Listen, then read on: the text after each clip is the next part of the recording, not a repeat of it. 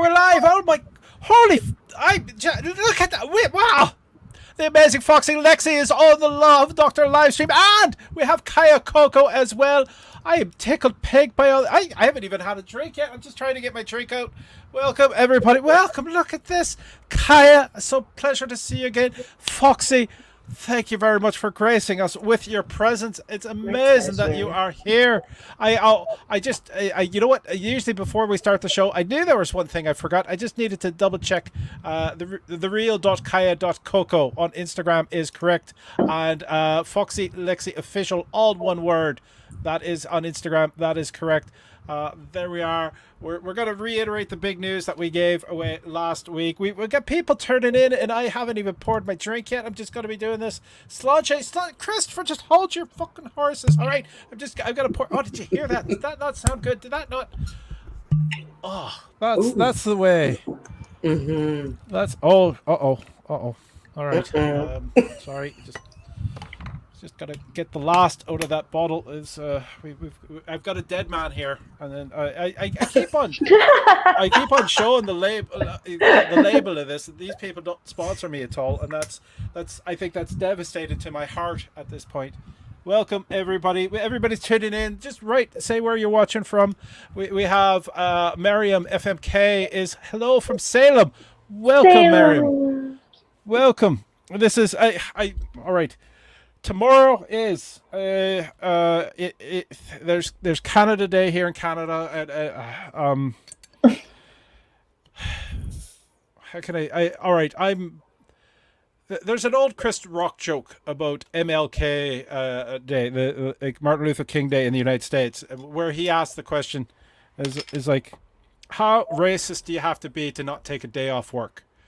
Now with Canada Day and everything that's happening with the residential schools, I want to acknowledge the fact that I'm currently living on what should be native land here on the island of Montreal, and with everything that we have learned over the past month, the stuff that we all really did know with the residential schools, this Canada Day is highly tainted. So I want to make sure, Foxy, you're currently muted. I don't know if that was intentional or not, but I just want to hit that heavy thing and to say if anyone doesn't want to celebrate Canada Day, just treat it like a day off. Do that. That is fine. Anyway, Foxy's there. We are. Okay, we're good. We're good. I have my drink. So Christopher Slanche, we get that going.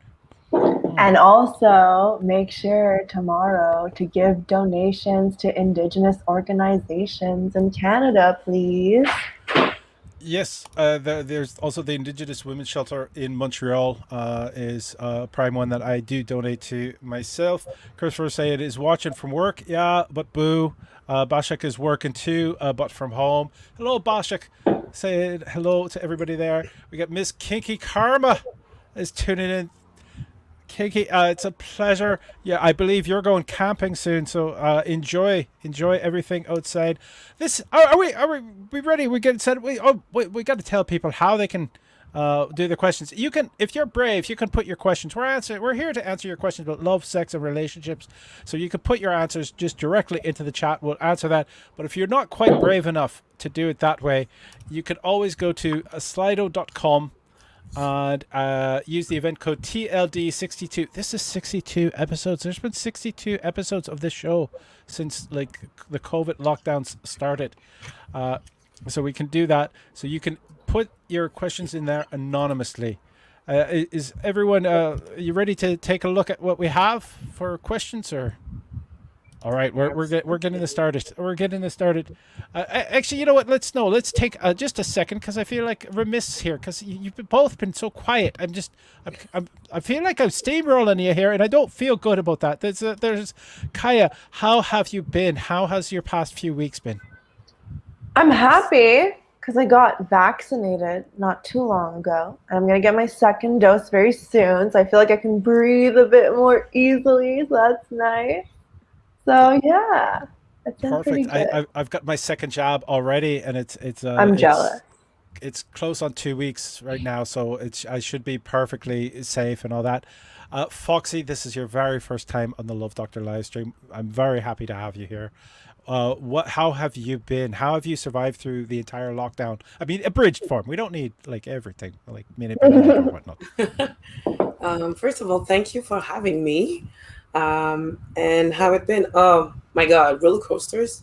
I took this time to trying to reflect and make TikToks. Killing it on the TikToks. Holy crap! You are an amazing editor. Like everything you shoot, it's beautiful. That's freaking art. So I'm glad that you're doing it. You are just utterly amazing. And I'm so proud to have you here. I'm proud that I have Kaya here too. I don't. This is not a slight on Kaya whatsoever. Kaya is amazing. She's one of the people that I have come back often on the show because I enjoy having her on because her advice is spot on, even when we don't agree. And I'm happy to meet her for the first time. Yes. I'm honored. Honestly, when I saw that, I saw this before, but I was like, oh my God. So it's a huge honor. So if I begin to drip, by the way, or melt, that's just because there's no air conditioning here. No, it's two big studio lights. So yeah. All right. Can you not? There we are. We're gonna take a look at the questions. We always start at the bottom with the questions. So the first question: is it wrong to have a crush on a co-worker? The first person to go is Kaya Koko. You're in the hot seat. Is it wrong to have a crush on a co-worker? I mean, it's hard to control your feelings in general, I think. And I think it's something that's perfectly normal for the most part to have a crush on your coworker. I think it's how you go about it that can be wrong. If you become inappropriate and you start to be creepy with your coworker, then yes, it is wrong. But if you're not, I mean, who am I to police your feelings, right? Well said. Foxy. Absolutely right. I totally agree with Kaya. My personal phrase that I always said is don't fuck with the payroll. But you free to love who you want, but like it's not something that you can control. So, but it's how you're gonna deal with it. Boom. Good answer again. And I have to, both of you nailed it properly. You can't control your feelings. It's okay if you crush on somebody, especially if you spend an extended period of time with them and they are a fantastic human being. Generally, you're going to crush on people who are fantastic. That is for sure. And you also, Foxy kind of stepped on it a little bit. The thing is, anytime that you hook up with somebody you work with, it's immediately a threesome, with the third person being called HR. And HR is not a very giving lover. HR is there to protect the company. They're not there to protect the human resources. So please keep that understood. Having a crush on a coworker, fine. Acting on it is where it gets dicey. All right. We have the next question. Or was there anything everybody agree or did we touch any nerves? I think we're good. We're good? All right. And what do you do when your partner starts believing conspiracy theories? Oh dear Lord! Oh, I'm in the hot seat. That's bad. All right. Be patient. Here's the thing with anyone who's a conspiracy theorist: don't immediately write them completely off. Take the time to talk to them, to explain to them. One of the phrases that I've gotten used to is people say, well, I don't believe masks work. Okay, well, if you don't believe in gravity, does that mean you can fly? Don't go to the top of the building to try first. Try to take off from the ground. That's what you need to do. You need to kind of patiently do it. Montreal is the home of conspiracy theories in Montreal, in Canada. I don't know what would be the home of conspiracy theories in the United States, but Montreal has had the assistant editor of the Dice Stormer magazine, which is the white supremacy magazine. It is the father of the father of the modern flat Earth movement is from here. There's a QAnon office or chapter here in Montreal. All of this stuff is happening in Montreal, so they are out there and they are congregating, and the power that they feel from having this secret knowledge that most people don't believe or is being suppressed is what drives that. And the thing is, you need to just kind of calmly talk to them.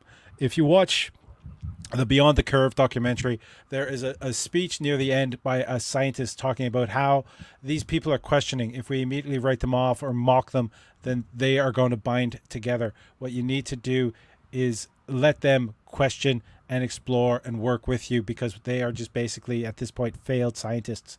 They have the heart in the right place, but they don't have the tools to follow what science is, because science is a process, not a what's the word for it? Not a fact. Science is never a fact. Science is a process. Kaya, you get to go on that one next. I'm sorry. As soon as someone starts to bring up conspiracy theories to me, I tend to tune them out a lot, because everyone I know who's really into conspiracy theories will just go on a tangent and then it'll never end, and then I can't deal with it.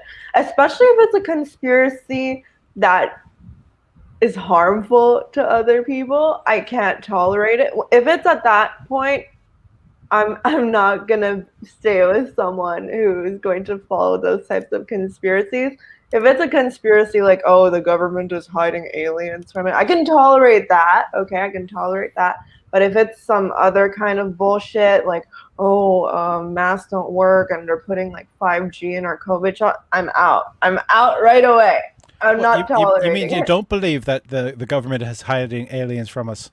There is. We get Cillian Wallace is saying greetings from Ireland, and it's 2 a.m. over there right now, 1 a.m.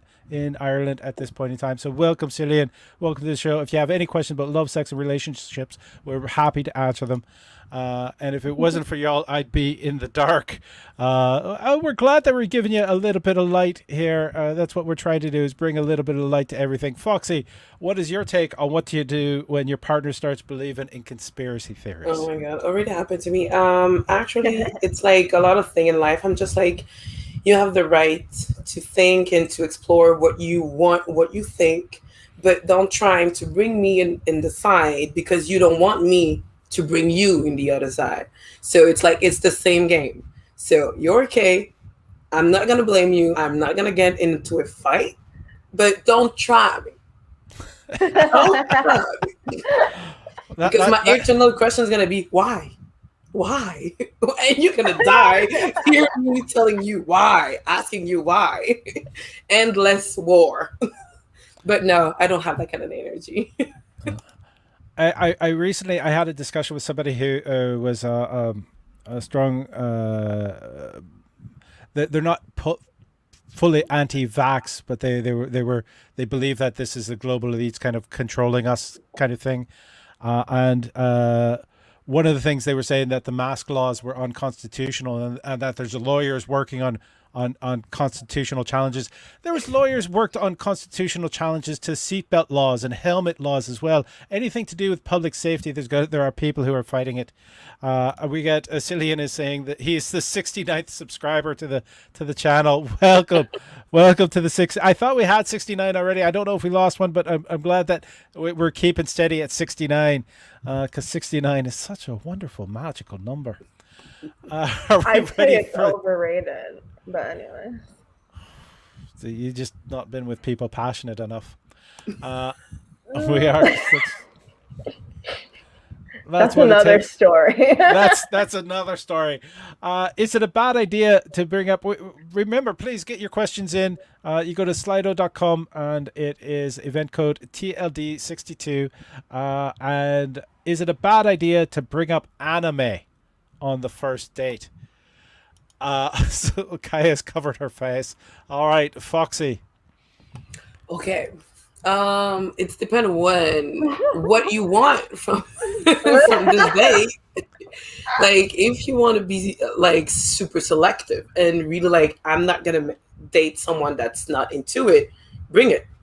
So you're gonna be like, you're gonna know if she, he, or them, or they into it.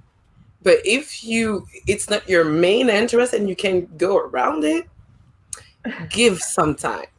Give some time. Because anime, it's larger than you think. Most definitely, We got the 69 is bringing up a lot of comments. Sorry, Kaya. Alex is saying that they like a 69 also. Cillian is 69 good for the wife? I don't know, but as a fat If you're good at man it. who likes to eat, 69 seems to be a perfect way to go. Love If Doctor, I'm please, wife, it's no good. please hoop me. What? They want me to hoop them? It's hoop. I think that was supposed to be help. Love Doctor, Oh, please help me. I think it's a sex thing, Hoop. That is, but Yeah. It's like, do you want to it, hoop me? that means you've actually gone a little too far with the 69. Just rein the tongue in slightly. I guess that means that it's my turn to answer the anime question. If it's part of who you are, then yeah, bring it up in the relationship, like whatever you want to. Like, there's a lot of anime that's crap, but there's a lot that's art. And when you're going to introduce somebody to something like that, introduce them to something that's going to be fun and interesting. Why not? Okay. As like a mixed Asian person, if you're a white boy and you bring up anime to me right away, I'm gonna be sussed out. like I'm gonna, yeah, exactly. really? I was gonna be like, why do you ask that? What made you think that was? What made you think that I like anime? What do you expect from me? Right? Exactly. I'm kind of like, if it's something that you enjoy watching and you're asking, I'm like, okay, cool. But if you're just assuming, oh, well, like, this person's Asian, so let's bring up anime, just because stereotypes, I'm like, please Yeah. don't. Exactly. But some animes can be cool. I'm a bad Asian. I'm not the biggest fan of animes, but I mean, if it's something that you like and it's not because you have some weird fetish, go ahead, right? There is all right. Let's just go around. Anyone have any favorite animes that they want to mention? And please, Love Doctor. I don't know what's we're getting some weird language in here. I So think it's please. Like, yeah, help no, me. it's please, Love Doctor, help me, please. Uh, does anyone like Persepolis? That was an amazing animated film. Oh, And that counts as an anime? it's an animated film. I mean, anime is not just Asian animation anymore. There's a lot of it has to do with the art style and the similarities between that and how that was like a graphic novel that was adapted for film. Does count as an anime for a number of people. So, Okay, like I I thought said, it was specifically like Japanese, Yeah, me too. Like, my I- daughter's into it, and I'm like, but she likes deep, dark things like blood and everything. Like, that sounds kind of cool. But Sailor Moon when I was young. that was sort that was sort of like the weed that you bought at school, Sailor Moon. That was the one that sort of got everyone sort of started. They were Cillian, don't be sorry. I'm just teasing back. That's all there is to it. All right, and yeah, there's I've watched a gamut of stuff. There's some stuff that's just not for me, but I watched this thing called Nichiju, which is everyday life, and it's fun, silly stuff that kids do with each other, and it's amazingly fun. So I highly recommend it. Constantine Corderas is saying, love this show. Thank you, Constantine, for tuning in. Alex is love doctors. I've got. All right, that's probably enough of that. And oh, let's God. go. Yeah, let's Oh, go. God. Okay. We're moving on to the next question. The next question we The have is: whites are canceled. should you befriend your partner's friends? And you are in the hot seat, Kaya. I think it's always a good idea. You expand your social circle, and I'm telling you, if you don't get along with your partner's friends, you are not going to have a good time. And then it also causes tension with your partner. Trust me on this one, because then you have these little fights, and then you tell your partner, "Why didn't you defend me?" And then after everything goes downhill. talking from experience. So probably befriend your partner's friends. And who knows, sometimes you might even find them cooler than your partner. But yeah. This is another question. Yeah. Well, not in a cheating way, but you might think like, oh, this person and I, like, we actually have some things in common, and like they're like a cool friend in the end, you know? Yeah, not sexually. Actually, I think it's worth give a try. Like it's like meeting new people. So don't force it. Just like if it fits, it fits. If it don't, it don't. But don't make it like a war, and don't try to fake it, because faking it's like actually going in a war. It's the same thing. But yeah, it's like it's a new relationship, but it's good to try it and be open to it, because it's so nice when you're in a relationship and you can go out with your friends and his friends and everyone is friends, and like everything is much easier and so great. But if it doesn't work, it's life, human. Sometimes you can ask why, because it's not your friends, so don't get mad at it. Give it a try. Boom. I want to thank the people that are hitting the like buttons. I guess that's down over there and all that, because that means so much to the channel. Here's the thing. Both of you, I agree completely. It's just make friends with the ones that you find are cool. At the same time, don't abandon your old friends. Don't go throw yourself so much into a relationship that you replace your friends with their friends. Keep your friends so you keep grounded. And set your friends up with their friends. Yeah. So you're always trapped together. Always in that same social vortex. That can have that's not necessarily a bad thing either, because sometimes it's a way for people to meet people. Setting people up with other people though is always a little dodgy. But just hanging out with both friend groups is not a bad thing, and it's always good to meet new people.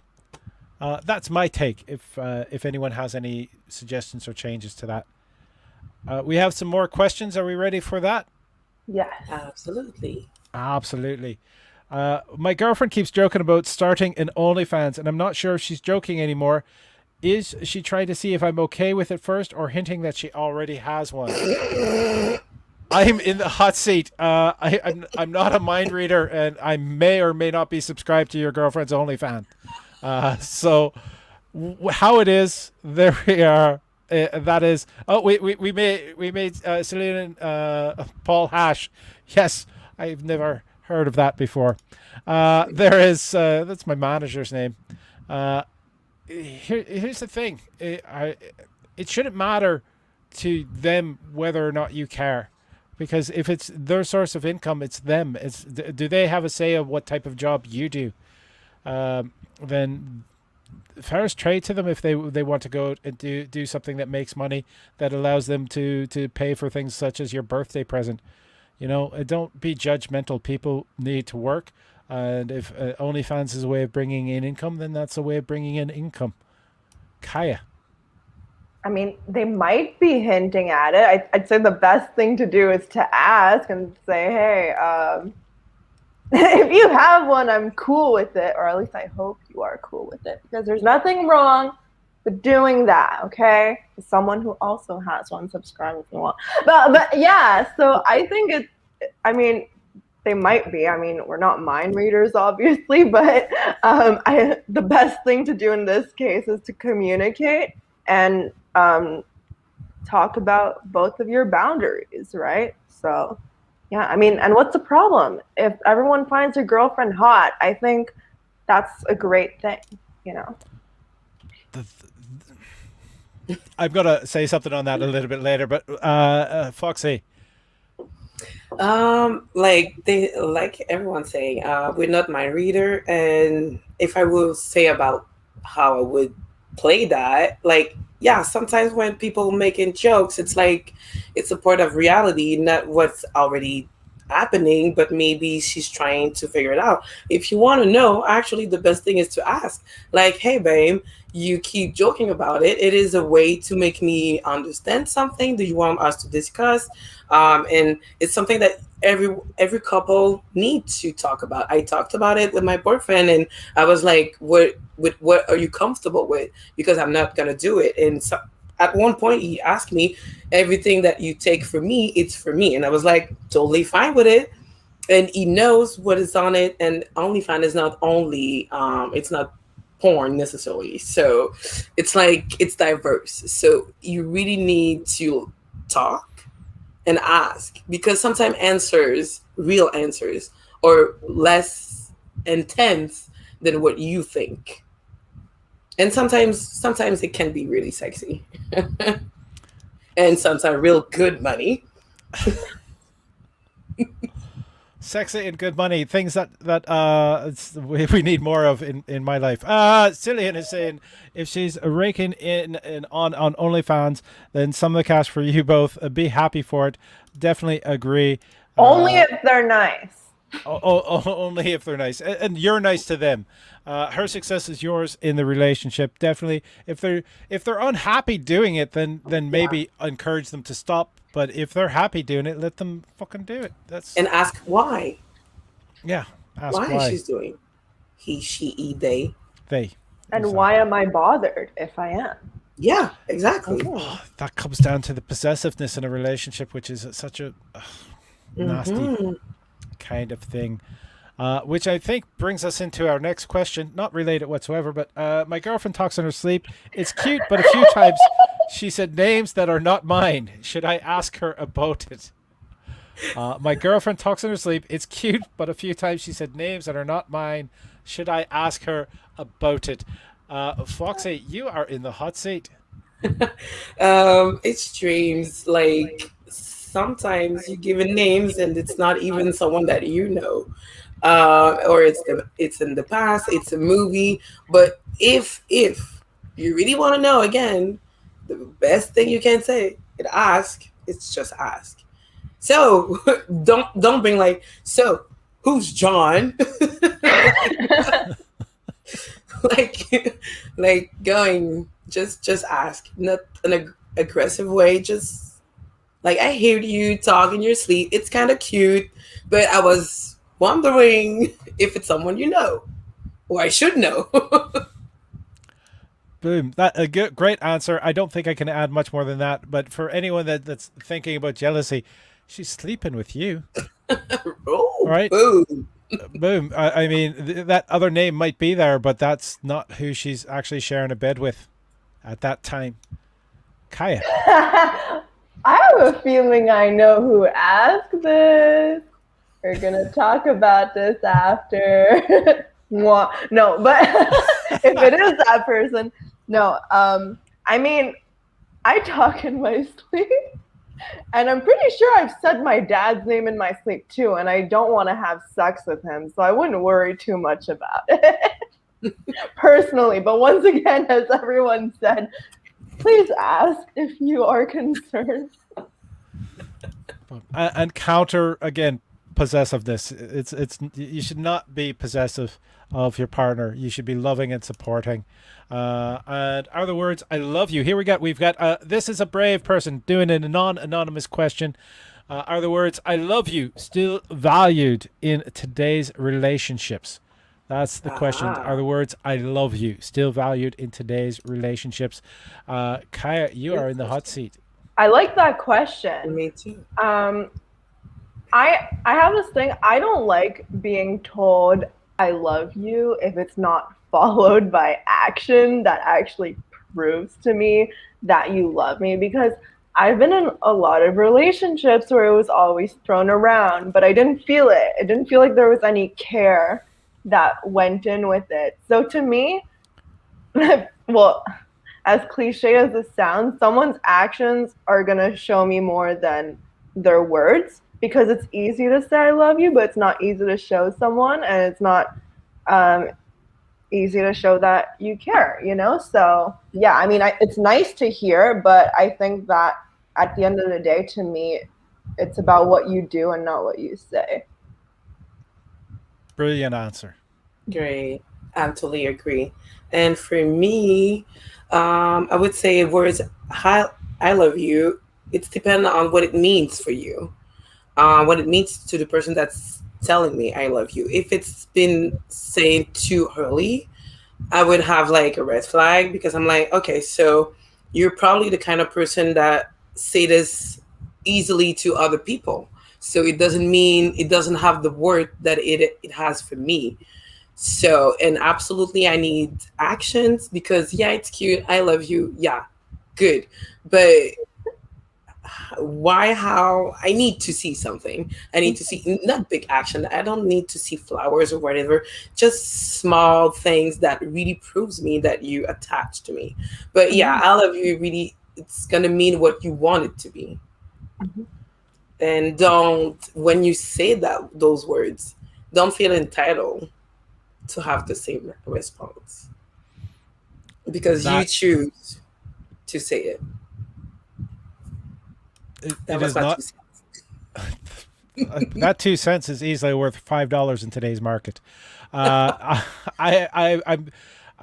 reiterate with all of you. I went through a period for a very long time of having a hard time to say that phrase to people because I wanted to mean it completely. And then I realized that I'm doing the actions that require that proved it. So, why not saying it? And learning to say it to the people that I care so much about was sort of liberating.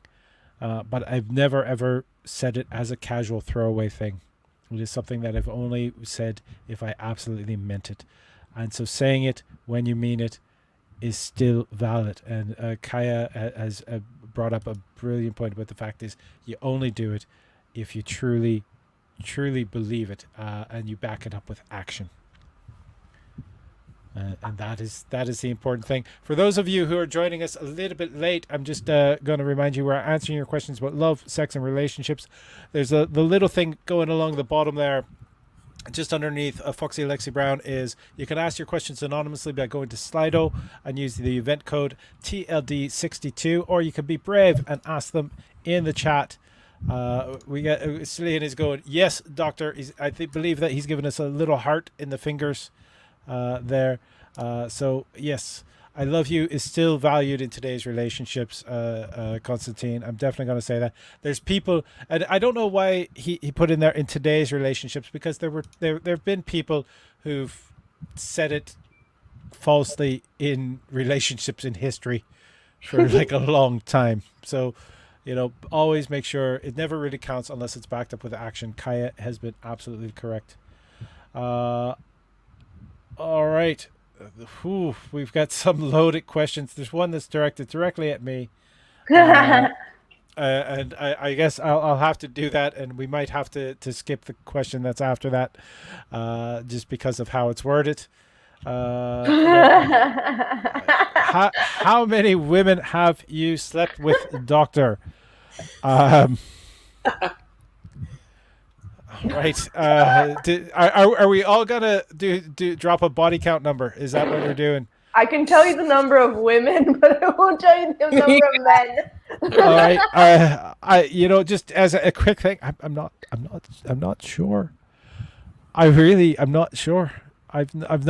I'm not a person who put notches in a bedpost or on a belt or count or keep track. I know that when I was with people, I was with them, and it was because I was attracted to them and they were attracted to me. And that, I think, is probably the thing that most matters. Do I know everybody's name? No, I don't. I'm sorry. Remember, I'm an older person. That's kind of the thing. Kaya, are you gonna? You feel no pressure to drop any numbers or give anything. I just feel blessed. That's all I'm gonna say. I'm blessed with the number of people who have said yes. I've been with 4 women. The question is about women, so I'll say women. But for men, well, let's just say I have a list with all their zodiac signs and their ages and a rating, but I can't really give you the exact number for that. Foxy, no pressure to give a body count number. Of Uh, course not. Cillian is saying 26. The doctor. My God. Like I'm not. how can you I am a long relationship woman, so it's like it's hard to remember when I was young. No, I once me and my ex boyfriend we trying to remember and keep track, and he was like, "Huh, okay." Hmm. I was like, "Oh, that sounds surprising," or I don't know. So, Mister. The mystery is alive. I I appreciated all of them at the time. I went through a period like before I ever heard of polyamory. I was dating multiple people, but I was always upfront about dating multiple people, and that was one of the things that I sort of prided myself in.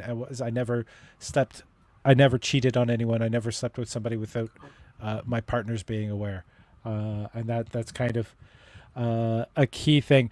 I did have a weird thing happen. I don't know. Should I share a little story? I don't know. You If I, started it. You Do started it, it. I'm do it, working on do it. it. Working on it. Do it. before I started performing, I had a day job, and at that day job, I like had a person who worked in the same job, same field as I did. We were working in hotels, and he came into work one day and said, "Hey, do you know?" And he gave a woman's name, and I said, "The name's familiar, but I can't quite place it." And that's when he informed me that his girlfriend that he had just moved in with had changed her name legally, because I had met her as his girlfriend, and a very nice person, etc. I had met her on a school trip when she had her other name, and in the process of the move, there was she had a little black book that he thumbed through, and my name was there with 3 stars and 2 smiley faces. Uh, so Good ranking. I was pretty happy with it, but so that was an embarrassing little thing that sort of came up between us as friends. Uh, just I don't know. It's all right. I'm just gonna move past. I can't quite move fully past the question, and I just lost the light. Like, there we are. Just did I Fonzie that? Did you see that? Did I just Fonzie that light? Did you not? You are both too young to understand what Fonzieing a light is. All right. Just now I felt good about telling that story. Now I feel like shit. All right, we've got the next question. Fonzie was a character on Happy Days, and he would hit the jukebox and it would play. Oh. So I just hit the light and. I think I got it. No, yeah. I think I knew this person. All right, played by veteran comic actor Henry Winkler. All right, the question is we're moving down to this one here. Is my boyfriend is a giant. He's 6'10" and has a disdain for shorter or short people. Is he a bad guy? Is this a red flag? Thanks, Doc. Foxy Lexxi Brown, you are. That question again is my boyfriend is a giant. He's 6'10" and has a disdain for shorter or short people. Is he a bad guy? Is this a red flag? Thank you, Doc. Like,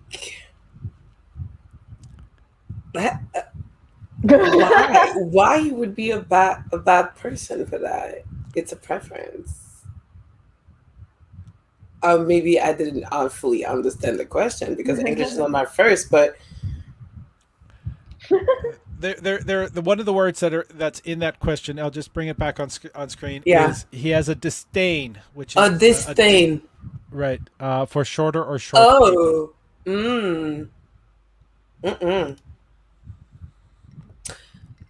Oh. For me, it would be one, but I hate to tell people what to think. For you, it would be a red flag. So not. I would dig. I would dig more, a little bit more. Like, actually, I'm definitely gonna check the definition just to be sure because a disdain would be a dislike, distrust, or a little bit stronger than dislike. okay, like Yeah. not a disgust, but Exactly. right? Okay. Not No, this quite to the is level of disgust, but more than a dislike. okay. What you think he's superior to other people? Like this is for me. This He's is the six foot first ten, thought. so yeah, so he's 6'10", so there's a lot of people who So are you shorter need than a him. woman like Yes. 6'10" too, Mm. or Well, or a no, man. We're not no. saying that boyfriend Yeah. is straight. So, all right, Um. Mm, that Go, question goes Kaya. to. I mean, I don't get why, like, you would Yeah. hate short people. Like, it's not like they have Right. power over you. Like, I don't get it. You know? I mean, I would Me just too. right. I would examine like, do they make him insecure? Is he like, I want to be short? I hate hitting my head on the ceiling every day. Right? Fuck short people. You have space on an airplane. Like, is that why? Like, if you feel We need an jealous, answer on that. Like, ask him why. Like, I really need exactly. an answer. Like, I'm like, okay. Exactly. If he has an inappropriate anger towards short people, I'd be concerned. Like, hey, how dare you be 5'2"? Like on an airplane or something. But I don't know. It's so odd to me. Like, okay, Mr. Giant. Like, it's All just right, so weird. Killian is saying he's 6'10" though, so I'd probably hate short people too if I was that height. What? Is Hating people. yeah, exactly. Does he Like, Uh, hate because your dick kids? didn't follow? Oh, sorry. Like, does he hate kids? They're short. Right? Like, who counts? my only red flag about that is the fact that he hates people without getting to know them. Right. And that is the same kind of thing that's behind all kinds of racism Thank you. I or was about to bring it. I yeah. wouldn't be the first one. So that's the entire that's the only argument of why it is. Now, if there's a reasoning behind it, etc., maybe you can open him up to introduce him to people who are shorter that he can get along with, and But considering that he's six you foot need ten. to organize like a dinner so everybody's sitting, so so Just he invite the can. entire lollipop guild. I'm sure there's somebody there that they'll enjoy, that they'll get along. So sorry, that was the Wizard of Oz reference. I don't know if Kaya's looking at me like, I'm what like, the huh? the lollipop guild, they unionized. We've got. Thank you, Foxy. I'm so glad you're here. I really am. I'm so glad you're here. Sorry for being 23. Oh my god! Oh my god! I'm so old. I'm a baby. Wow! You look so young. You know what? If they add the two of your ages together, you might reach mine. Uh, Constantine is saying, "Have you ever sacrificed for your partner, and how have you done so?" Sacrifice what? My virginity. My food? Like my food would be like the four. I'm kidding. However you want to define that. Have you ever sacrificed for your partner, and how have you done so? Kaya, you are in the hot seat for that. Given the fact that I've unfortunately only been in relationships with like cishet men, probably not. I'm like, were they worthy of sacrificing anything? No, but I mean, them specifically. Just kidding. But no, I don't think so. Not yet. I feel like I'm too young to have sacrificed things so far. Maybe in like 2 years you can ask me that again. Foxy. I was too young, probably. I was probably your no. I was younger than that.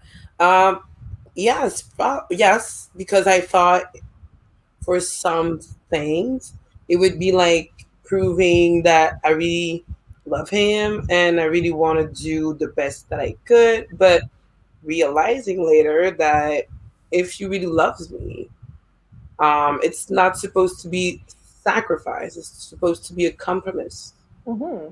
So, like, yeah, I sacrificed a lot of things that I loved, and I didn't love it. So, at one point, it's not. It's really the worst thing you can do because sacrifice like feels like there's only one of the two that doing something to please the other or Mhm. make the other feel more comfortable.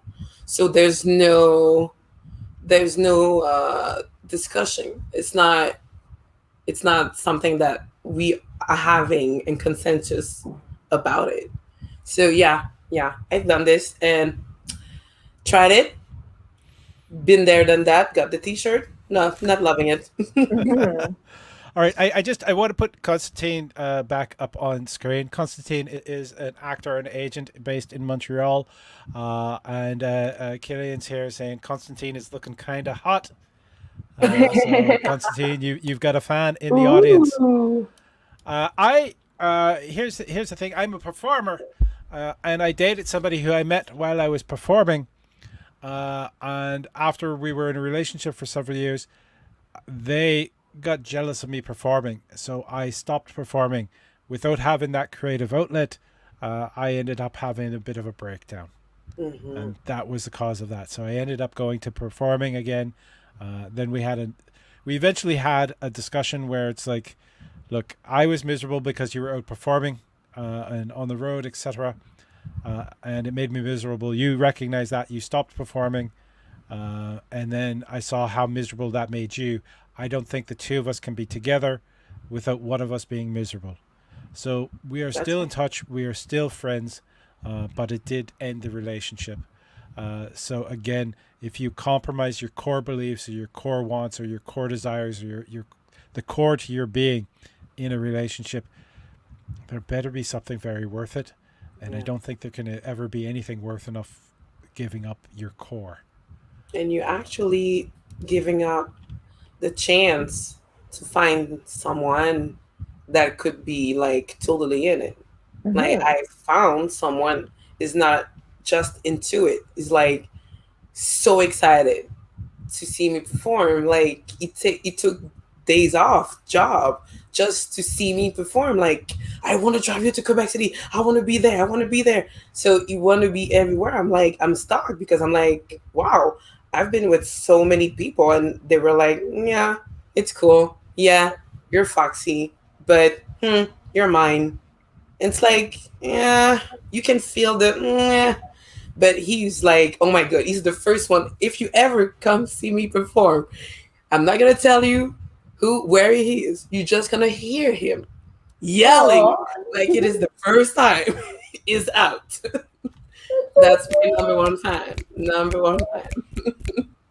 Perfect. That sounds like a happy and healthy relationship. Where do you find? No, I'm kidding. Like My actually partner's super. in gay, my because all my friends are like diverse. I can count in my hands how many straight guys I have friends I have in my life.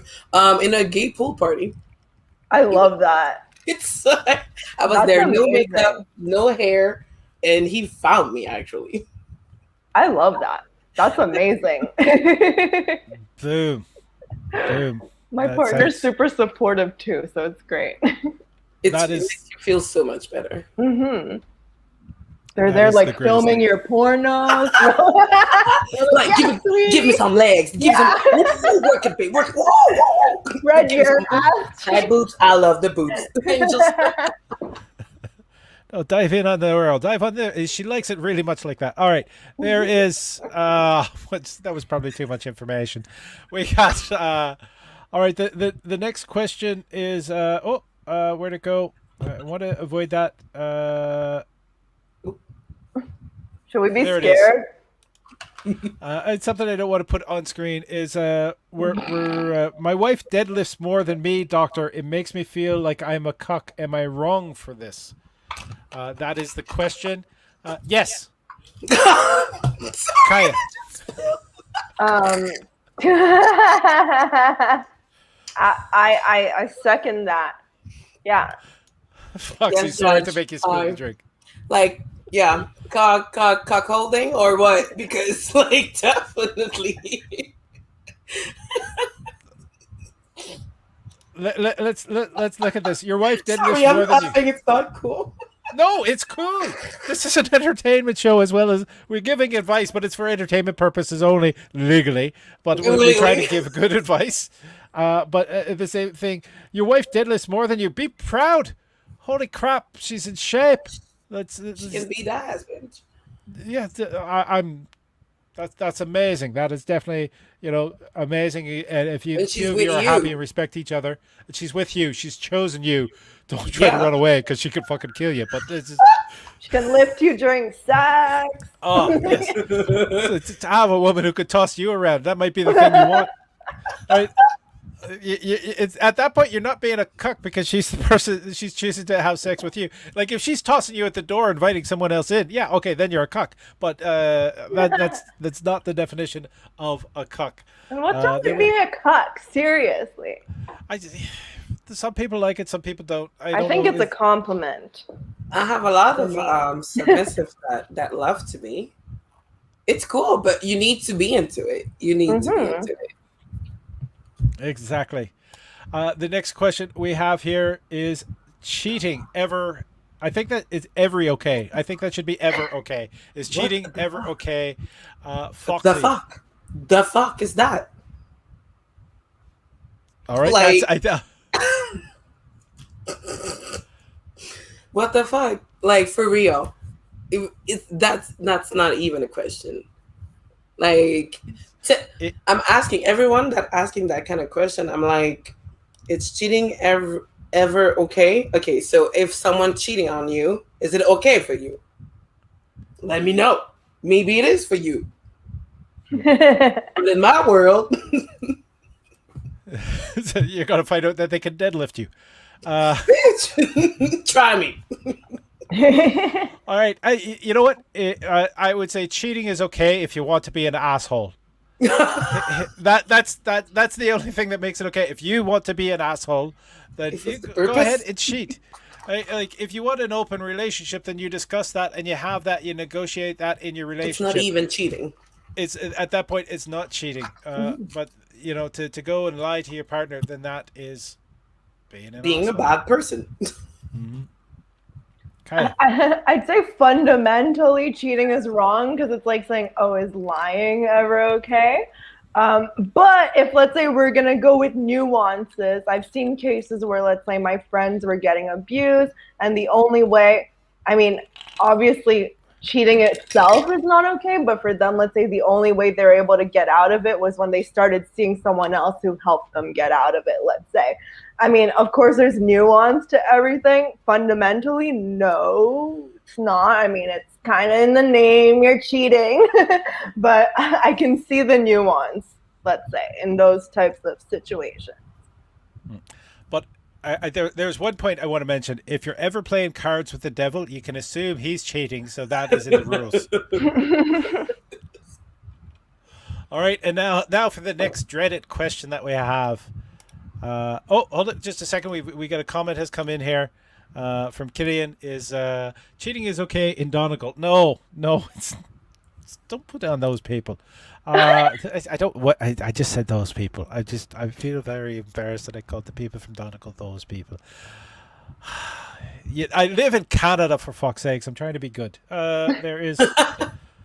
All right. The next question we have is this is a dreaded question. How tall are you, guys? Guys being used in the non-gender term. Kaya. I always say this. On a good day, I'm 5'5". So I'm very average. Very boring. You're not boring at all. Foxy. I always say I'm not small. I'm average. 5'6", and sometimes I can be like 6 because sometimes they're on the floor and I look taller. It depends on your position. How tall is your largest heels? Just my what? Your largest heels. How tall are you in your? Oh, they 6-7 inch, I think. So that'd be 6'1". Well, see. All right, we are. Somebody double check my math. I've been drinking, but just want to say that Killian That is was saying I quick. have a mate in his Killian who told me that. So all right, so we're again Don't listen racism to works on everybody. works on word of mouth. I all right. I'm a freak. I'm not going to say I'm a freak of nature, but I'm differently proportioned than most people. Because I am 5'9". Oh, that's And great. yes, but I'm 5'9" and I have a 29-inch inseam. Okay, I So thought I was gonna go somewhere else. I was like, whoa. well, look at the size of that hand. There is my first wife, the one that we had the discussion we're still friends with, was 5'10". But if we sat beside each other, I was 2 inches taller. Because she had long legs, I have a long torso. Ah, So okay. my torso is very long for my height. She had very long legs for her height. So if we sat beside each other, I Oh, had a good two That's inches. interesting. Okay. So whoever like that Da Vinci, that spread eagle man of Da Vinci, fuck that. I don't match that, you prick. But just gonna say that to the father of modern architecture or roof painting. I'm not sure. Is Da Vinci the patron saint of interior painters? Just all right. We're I don't know. I don't know. I really don't. all right. We have a follow up. We got a follow up. We asked for a follow up or more information. We've got the more information. With Oh, regard to my 6'10" boyfriend, he legit gets blood red mad. It's frightening at times. He's 6'10". Everybody's fucking shorter. All right. He says they are. He's there. I'm going to take that as they are, not there as in the place. They are weak and lesser. Seems a bit mad to me, Doc. they're mad because you're. Yes, that's my answer. Yes, that is. It is mad. I'm gonna say that they need. I would suggest counseling. We'll suggest counseling at first to get to these anger issues, because there's a lot of people who are that seem angry and angry at other people, and that is not the root cause of their anger. Mhm. Kaya, The look, Yeah, though.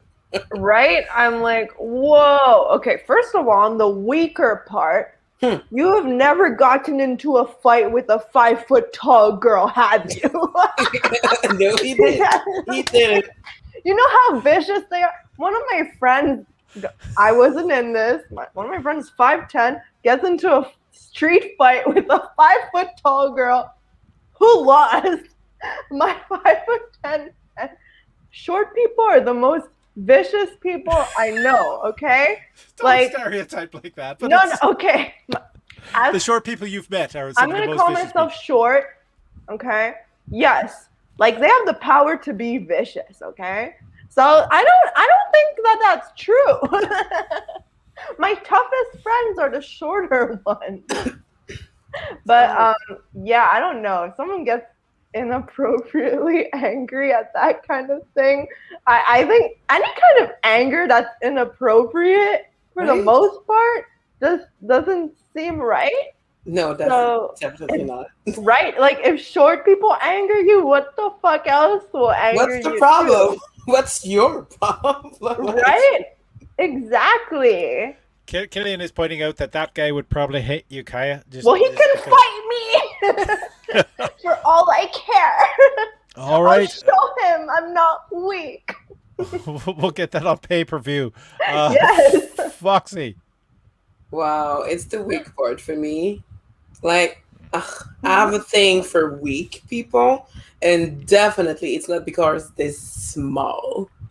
So maybe he get into something with a small person, and that affect his life, like because if he get into that mad for height, it's because there's something huge about it.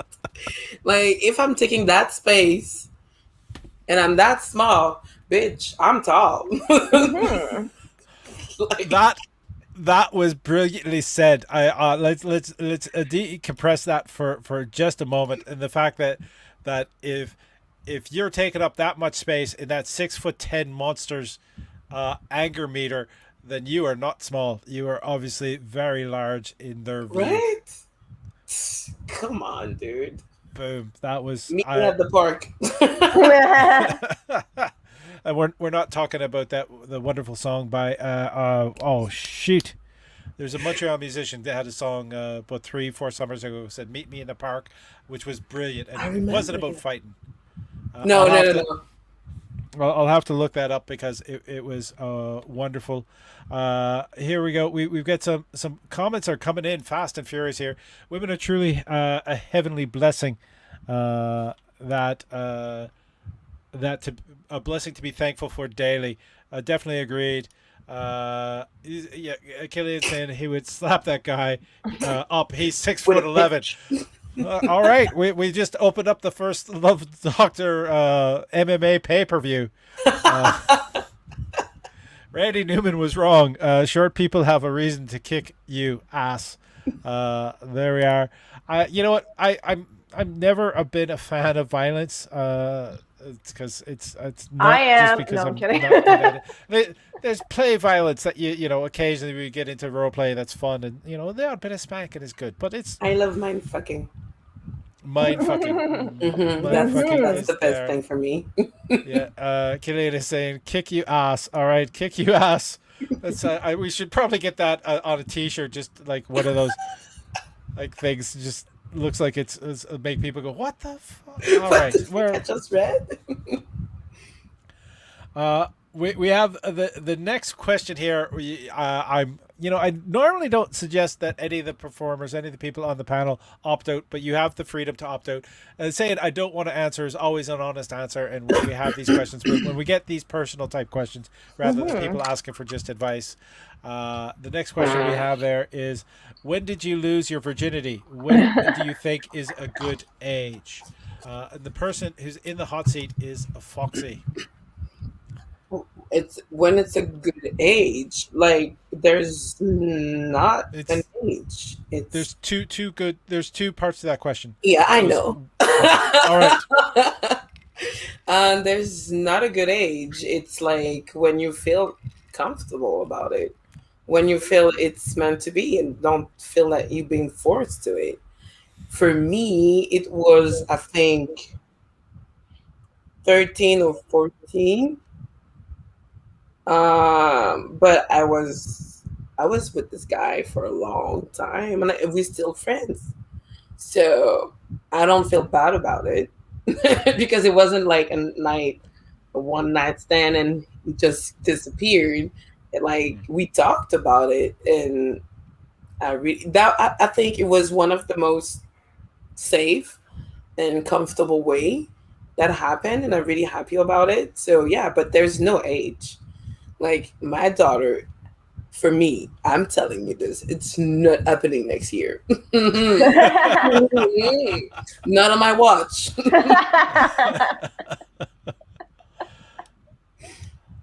All right, I will choose to answer that with the time I chose to, which is the time that I count from. I was 17 at the time that the first time that I actually shared sex with somebody.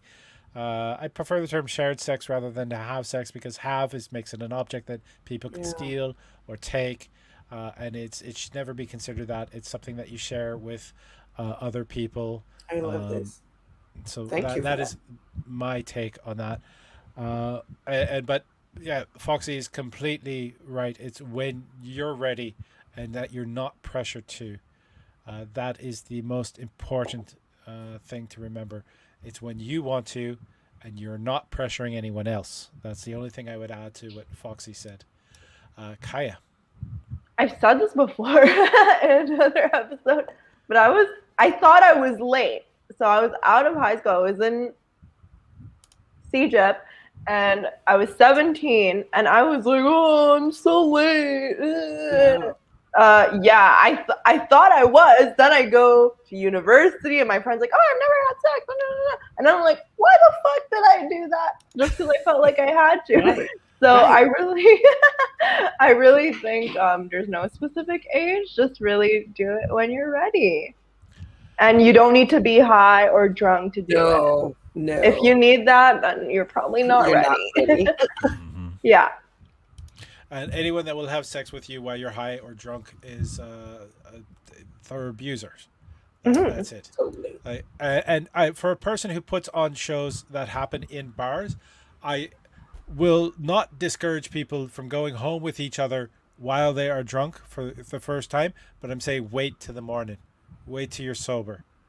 I want to put a little addendum onto that question to ask the both of you, because you're both such fantastic, beautiful, sex-positive people.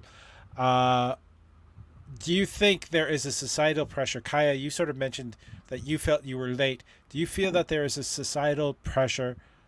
There was a societal pressure on you to have sex as early as you did. Was it something truly that you wanted, or did you feel like, oh, I'm missing out if I don't? I mean, I personally wanted to, but I feel like there's pressure in two ways. You're either pressured to not do it at all on one hand, where people are like, if you do it, you're a big slut. And on the other hand, it's like, you have to do it or else you're a fucking loser. But I was like, I really want to do it. I want to do it. So that happened. And then I saw everyone else was doing it. I was like, well, now I'm jealous. But it turned out it wasn't everyone else. It was like 2-3 people. They just did it loud and long enough that they're like, enough that, hi, I had sex. And I'm like, yeah, totally. Yes, me too. I feel like it was, part of me was like, no, I shouldn't, and another part was like, yeah, the society makes you feel a bit like you're not a woman yet. So, but they want to make you, they want you to act like it, but it's like, it's really overwhelming, because like you're so young, and like you're just going into adulting and you just don't really understand, and people make you think that you're late because they already done it, and you're like even one of, it's not my friend anymore. At this time, she took all the girls, and she was like, okay, so I'm gonna give you your date, so it's gonna happen on this date. And I was like, the fuck. And at this moment, I was the only one that saw that it wasn't right. So I was like, I'm not okay with that. Like, why should you give me a date? She said, because like we all gonna do it. And I was like, well, okay. And actually she stopped talking to me, and I was like, and I'm fine with it. Until today, she hates me, and I'm fine with it, because I would feel so bad to only did it because she was saying, oh, we're gonna do it. And it was like mean girl things. So because of that, I was out of every dance troupe I wish I would be in high school. I don't know what she said, but I knew that at this point, when I said no and I thought it was stupid, everything was gone. But I still feel happy about it. But yeah, that was that kind of pressure. Okay, that's a lot of pressure. that is a lot of pressure. That's it's never do it on anyone's else's timeline. Do it when you're ready. We're not near being finished yet, but I'm just running the link tree at the bottom. You can donate to the channel. Anything that's donated in the next 24 hours will be split between all the performers that you're seeing on screen right now. So please donate.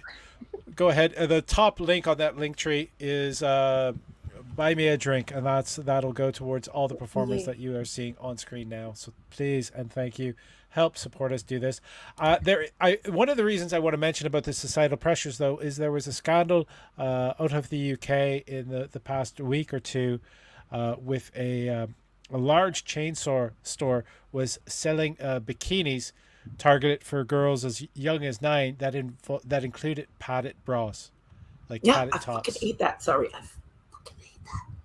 I want to buy a costume for my daughter. She's like 12. A costume is the French word for a bathing suit for my daughter, and it's actually hard to find something that look cute, not baby childish, but not too old, like a two-piece.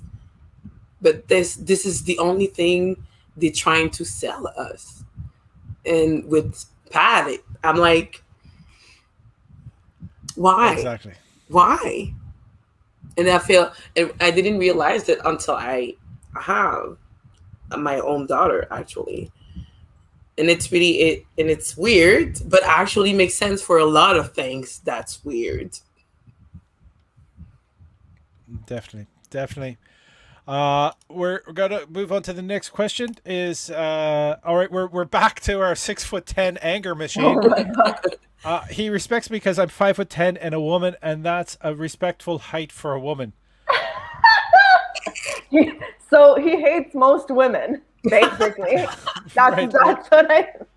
So we should get Gwendolyn Christie to talk to this guy. I'm thinking of leaving him since he started acting like this. At first it was small, but over time he's let me see that side of him, and I don't like it. Oh, the bait and switch in a relationship. All right, Kaya, you get to go first. Once again, kind of alarmed by this weird anger directed at something that people can't handle. That something that people have no control over. It's just super odd, especially. Okay, it's different. Let's say if a person of color says I hate white people because there's power differences, and given racism, it would make more sense. But like as a tall person, like short people don't have power over you. It's super odd.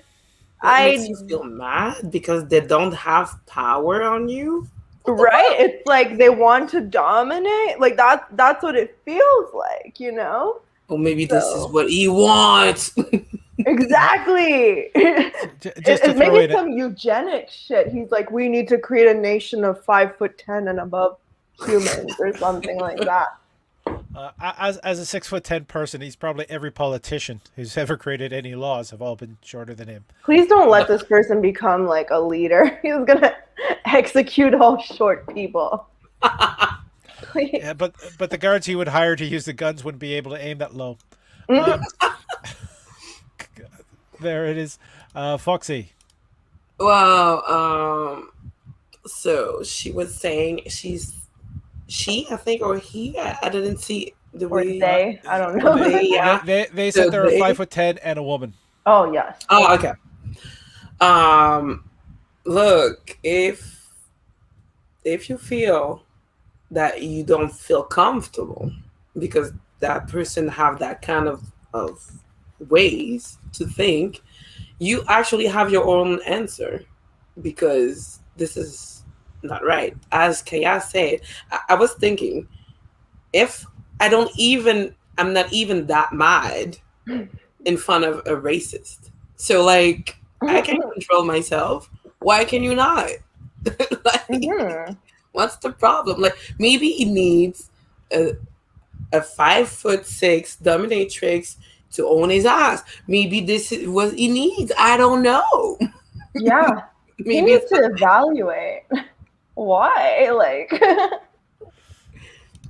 I definitely agree that it is something that requires a little bit of possible therapy, anger management, etc.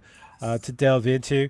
I would recommend that you suggest that of them, or maybe even attend that with them to couples therapy. But please, just try to find a 6'11" therapist. Because they're immediately going to think there's something wrong with that person if they're only 6'2". All right, we've got Miriam saying I'm 5 foot and he def hates me. And Miriam's my best friend. Okay, she can beat me up. So don't worry. There we go. Sorry, I'm just picturing Miriam like dressed as a mountain climber going up one side of him and down the other. Tink, tink, tink. Put it in this. All right, the pitons. We are. Let's see. Oh, this is another question that is specific for somebody, but maybe everybody should answer as well. Kaya, you single though? So yeah, feel free to keep the mystery, but Kaya, you're in the hot seat because it was directed towards you. Okay, so a few months ago, on the first episode of The Love Doctor, I said I'm single and very lonely. Okay, I wasn't really lonely, but but now I am not single actually. So I have a golden retriever boyfriend. By the way, Sorry. that is not. By the way, that is not a recommendation for bestiality. That was just it's a pet nickname. Yes. Yes. Very easygoing, very kind. I used as a queer person, I used to like call my boyfriends my partner because I didn't want to admit that I was with a guy. But now I'm like, I need to take accountability for the fact that I was a guy. But yes. You know what? I think I'm getting old, but I think you reached a pitch that I couldn't quite hear. Yeah, it wasn't really any words. I was like, with all the other episodes, I'm like, men and BDM. I hate men. But now I'm like, okay, I'm not. Actually, I'll say the same thing, and I end up in a man. But it's not. Right? It's a special. It's a special kind of one. Really right? special. Right? So that's why. There are token men, you know? He's like really connected with his feminine side and his masculine side, so it makes him like I love that. like That's the amazing. new level kind of masculinity. You see, doesn't feel attacked on anything. He support everything. He has his own opinion and he stand for what he think is right, and doesn't have any relation with the fact that he's a man or whatever. So that makes him another level of species human male thing. And given where you met him too, it shows that he's not like, fragile or anything. You know? Exactly. I love that. Exactly. I love that. That's amazing. All right. I think I mentioned a few episodes ago that I had split from my partner of the past 5 years, and I'm ready to start dating. I've started, talking with somebody, and it's been quite enjoyable. And so, yeah, you go through a breakup, and there's that moment of whether or not is like, am I not desirable? And you have to kind of go through that. One of the other things, though, I think that is both of you brought up about your current partners is the fact is like. Kai is probably going to chew me out on this one, but I believe orientation is a spectrum, because I mean, as much why would I chew you out for that one? Well, we've talked on this before. This is a subject that comes up because there is the belief that I mean. Masterson Johnson, I know it's old, and there's been better studies since, but they said 10% of all people are born gay. And I believe in the balance of nature. So I believe only 10% of all people are born straight. Yeah, you follow like the Kinsey scale. The Kinsey scale. Thing. That's it. Yeah. That's the one. That's the word. And I believe that everybody else, though, is on a spectrum. And some people might be more straight or more gay, but not entirely. And there's that now. Okay, international. Why would I disagree there? I think it was what. Sorry, Foxy, go ahead. The surrounding, I think the environment, l'environnement, it's gonna change how. It's going to be more this or that. More nature, more nurture versus the nature in the fact that how we're brought up and people are told that they have to be one way or the other. Yeah. And I think I'm conflating my the discussion that we've had regarding poly and monogamy. Oh yeah. Yeah.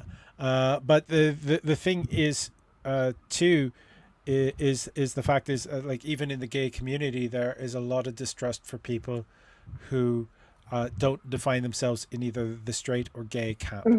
Anyone else that's open, and I think that is sort of a travesty of closed-minded, and it's just as bad as straight people being, saying gay people are wrong, or vice versa. I think that is People should be allowed to love who they want to love when they want to love them, as long as it's reciprocated, and they're not trying to force themselves on anyone else. And that goes for people who consider themselves straight and gay as well. Never try to force your love onto somebody who doesn't want it. But I'm getting serious here. I don't know what the hell's with that glass. All right, there is, but that's the thing. Is everybody can be everything else, and the fact that people are being open-minded now, that there are people who are proudly out in society, happy with who they are. And I think that is an advancement that we want to keep on going, and we need to celebrate. So, Foxy, I'm celebrating your partner at that moment. I'm saying thank you very much, Kaya, as well. People who are willing, like, being examples for others to see and to be proud, because things do get better. Totally. Yes. All right. Serious point over. Remember to donate. We're going to try to get a good dick question in here. Constantine has said, when have you felt the most loved, and when have you felt the least wanted? Shit. Fuck! I'm gonna go into my abandonment trauma. No. I know, and I'm in the hot seat when that came in. So it just came in, and I just put it up there like an idiot. So now I have to answer it. When have I felt the most loved? You know what? The partner that I just split with about 2 years ago, I never, like, I had felt so much love. That's why this kind of switch happened, and it happened over COVID because we were limited in how much we were connecting with each other and seeing each other physically, because we had our various bubbles that we had to protect, and it was just over that period. It was like I went from feeling, the most happy and supported and loved that I had in recent memory, and then going around to the point saying, yeah, I don't think I love you anymore, and that having that sort of dumped on me. So that was something that happened, but we were able to discuss it like adults, and I cannot make them feel anything that they don't want to feel, so I can't push that. So that's something I have to live with and move on. And so that is the two things that, both of those answers are kind of involving that same person and happening at the same time. Kaya. Oh my God, this question is so deep. I'm like, what the fuck? Constantine, you and I are going to have a talk about these questions. No, go ahead. Keep up those good questions. Dino, I'm going to assume that that's his name because I'm half Greek, so, I recognize the Greek name. Okay. Why you I'm gonna actually have to pour. I have to get out my emergency gin bottle to pour myself another drink. Yeah, this is a very deep question. I'm like, okay. It's funny because the most loved and the least wanted, it was never in relation to romantic relationships, actually. So the least wanted was probably, this is so depressing, but I'm okay with it. It probably has to do with my mother, and because I felt my mother's rejection in a lot of ways. And then with the most loved part, I'd say probably my best friend, because she actually took a lot of care of me when I was unwell mentally. So shout out to Miriam right there. So I'd say that the purest form of love I felt was from my best friend. Family. Exactly. To me, one of the biggest indicators of if someone really loves you genuinely is if they're going to be there for you when you're sick. How do they act when you're sick?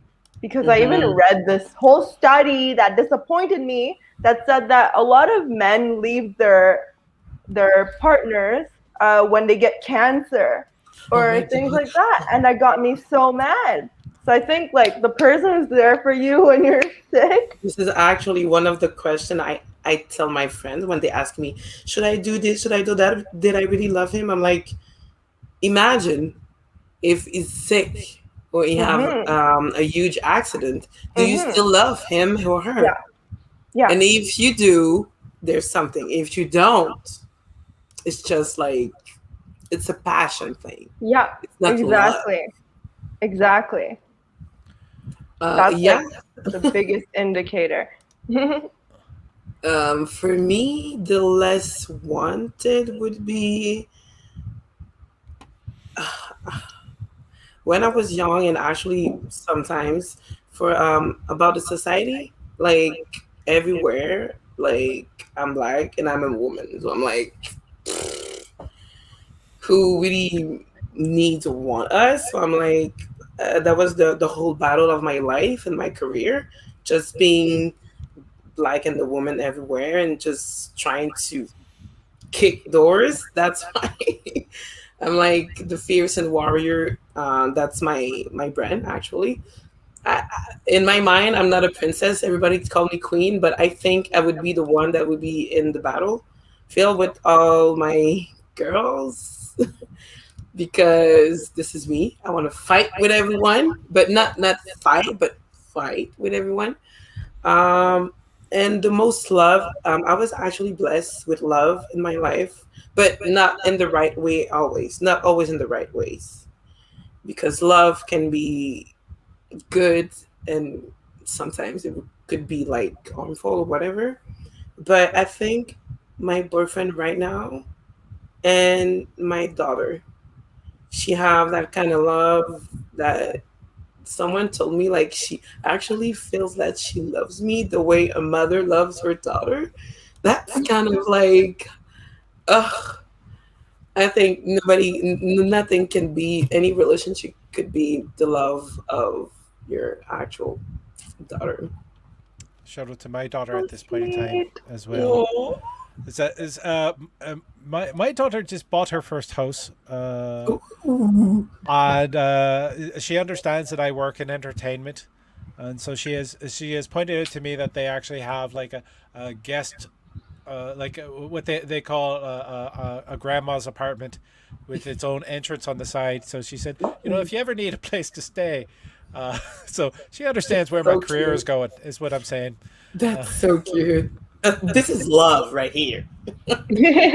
Mariam is saying, "I love you. You're also the most love and wanted I felt." They're crying. Mariam is saying that. Uh, Miriam, stop ruining my reputation. I love you though, but like, Now, I do want to point out about what Kaya you mentioned with cancer. I've seen that going both ways as well. It's not just men just leaving women. proportionate though. All Just right, saying. It's the numbers. Without genders.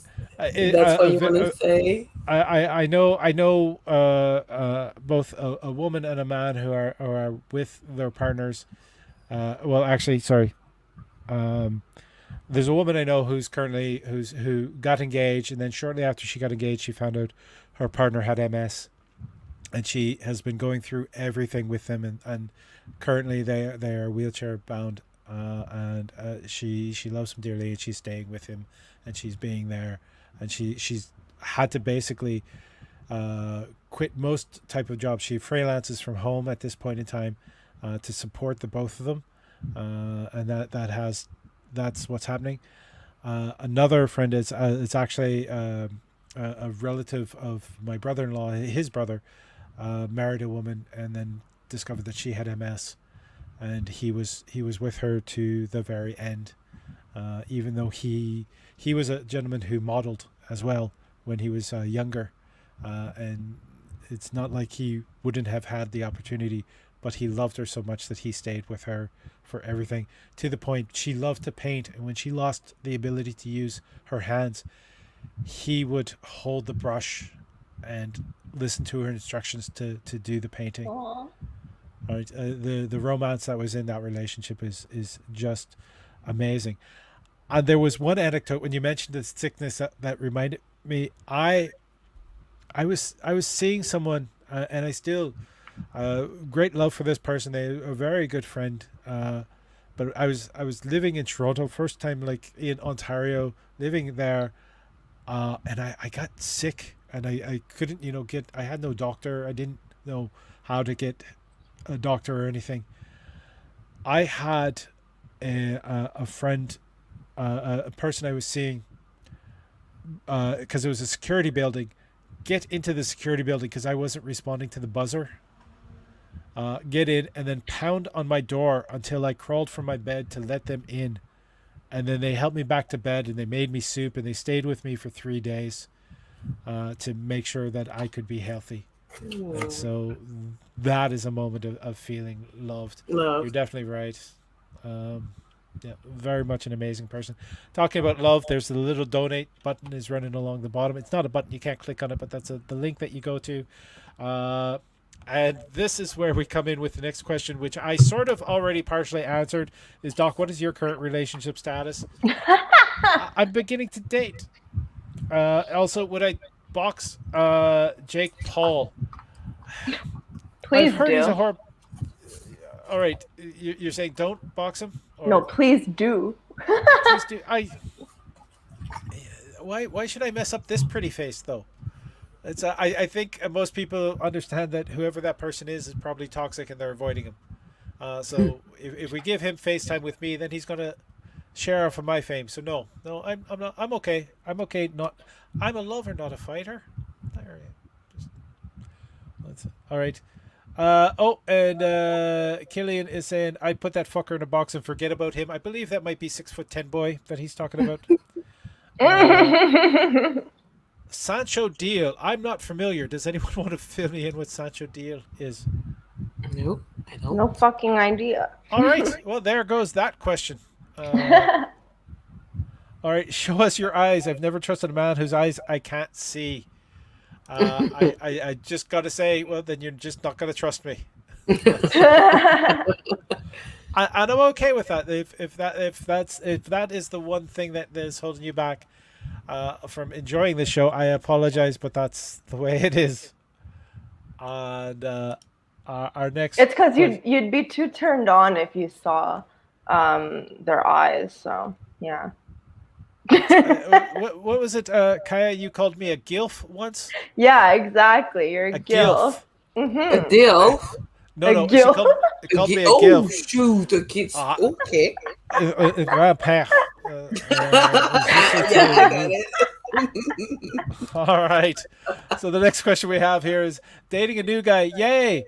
But he has kids. Uh-oh. Is it wrong for them to get to know me? Is there a time frame to follow? Foxy, you have that question first. Yes. It already happens to me, but the thing I would say, it's not too early because you never know. The worst thing you could do, it would be like a number. Like for the kids, it's not good to see multiple person meeting his parents. This is not good for them, and this is not good looking for you. But is there a time frame? You can't put dates on this. It's really how he feels, the kids feel, and what he want and you want from this relationship kind of thing. Because as I said, too early would be like pressure. First of all, it would be pressure for you, and the kids probably gonna feel like you're just another one.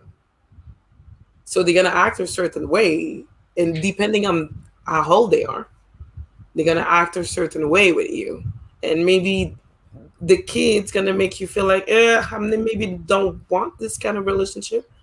So the kid's really gonna like mess up everything in your mind. So I think you need to have this conversation with him. What is plan? What is the plan? So do you want to be a long-lasting relationship? Do you want just to be a date? Because like it's look like it's something that just happened. So actually for me, this is too early. Too early. I have a couple of dates. Months could be great. I have some outside activities with the kids, something like just meet my friends, like another friend, just to see how the kids feel around her, around you, and if you feel comfortable with the kids. Because sometimes you can meet someone that you really get into it, it's really cool, but doesn't really connect with the kids, and that could be a really big turn off for both of them.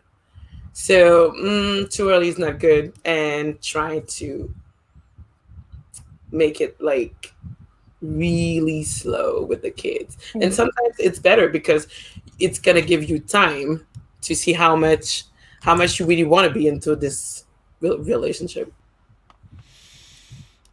Okay.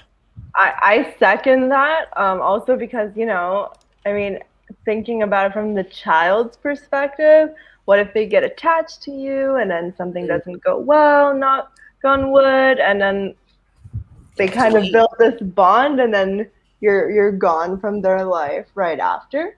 So I second everything that Lexi says. And I'm gonna go to the bathroom. So 1 second. All right. There's just a bit left to the show. As the thing is, I mentioned I just got out of a relationship for 5 years. She had two teenage daughters. At this time, like even into the future, if they needed something from me, um, I would be there. For the two daughters, I was probably the first positive male role model that they had in the household, and that was expressed to me. That's not my words, uh, and I don't expect to continue a relationship with them, but if they ever needed me, I would probably still be there. At the same time, Foxy, there's one thing that you said that I kind of want to uh, Push more. take on push a little bit of pushback on is the fact that it's the idea that there is a that too many or too quickly or too often. I think that would be feeding or reinforcing societal expectations of what is proper, and I think if you a way to sort of educate the children is to show them that love doesn't need to be long term, but I mean, as long as you're showing the commitment and respect, that you're receiving the commitment and respect, and you're giving the commitment and respect back, and they get to see that whether it's somebody that's for a short term or for a long term, or if you're dating multiple people, it is a good way to subvert the societal pressures that push people towards monogamy. Show them a healthy version of non-monogamy, showing them a healthy version of being in control of your own desires and your own wants, and treating that properly is kind of key. You're totally right. As a woman, it's kind of hard, actually.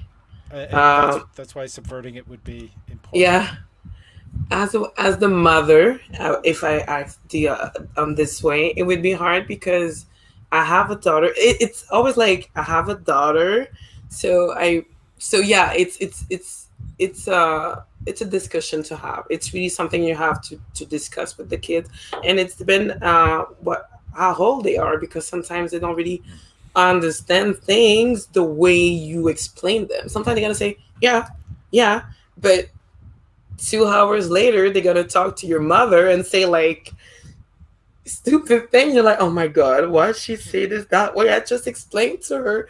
But yeah, it's a long discussion that you need to have. That's why if I had to, because I didn't need to date multiple people was with my daughter.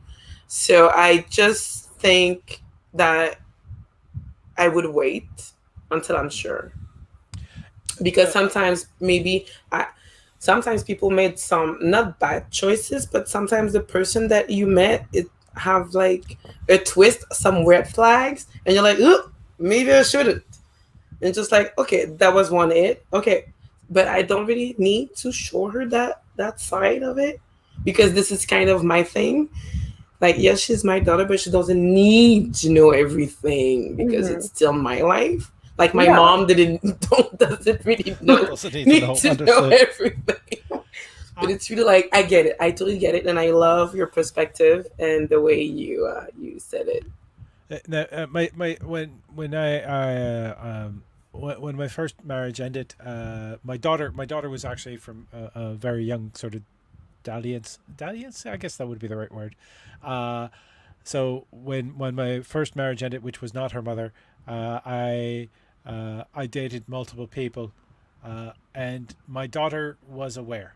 and she met at least two of the people I was dating at the same time. But again, that was an adult daughter who met those people. So that makes a bit of a difference at the same time.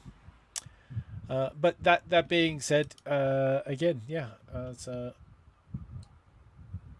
so there is no time frame to follow. I guess it's the final thing that we all agree on that question.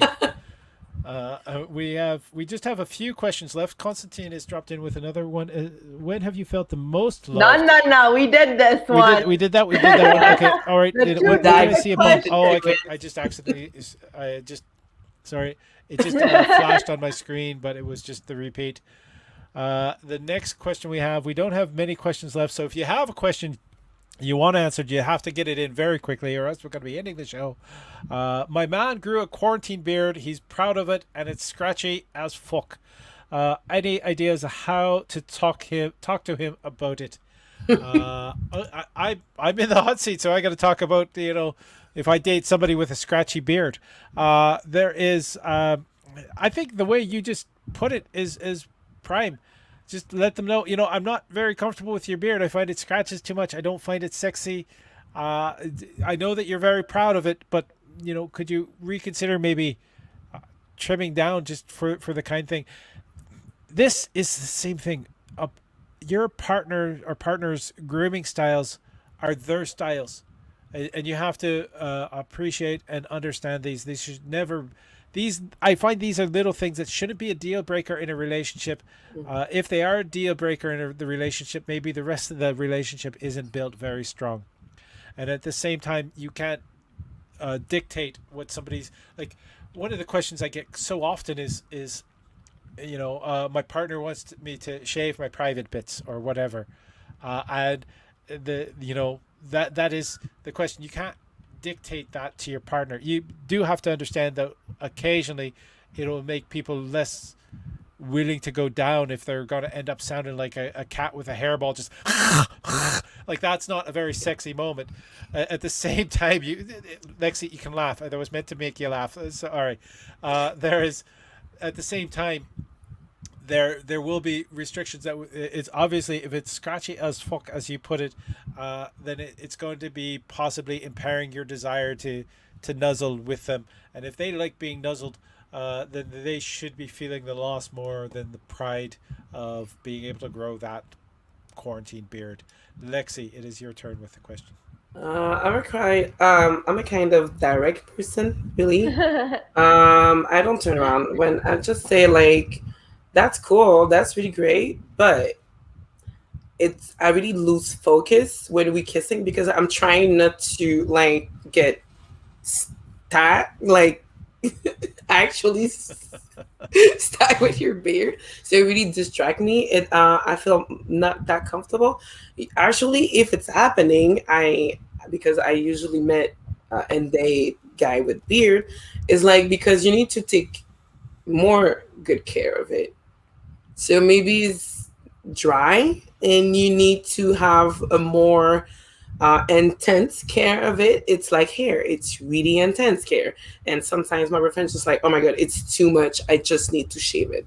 And maybe at one point, if you want this beard to go away, it's probably going to happen because it's a lot of care. It's not just hair like you just make it grow. It's not just that. Mm-hmm. So if you want it to look good, you have to be trimmed. You have to be sometimes shave on the back. It have to be like you have to take care like it was hair.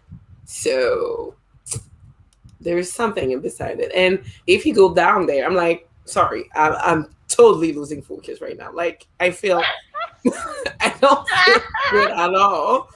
Don't do this. Don't. So I think somebody's inner thighs might be ticklish. I would be like,